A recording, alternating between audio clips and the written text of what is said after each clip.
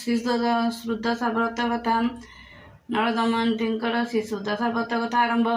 बंदई परमा लक्ष्मी जगत तारिणी समुद्र मंथनु जात होइलु तु पुणी तेणु करी नाम हेला लक्ष्मी नारायणी विष्णुक घरणी माग टु कमलिनी एथु अनंतरे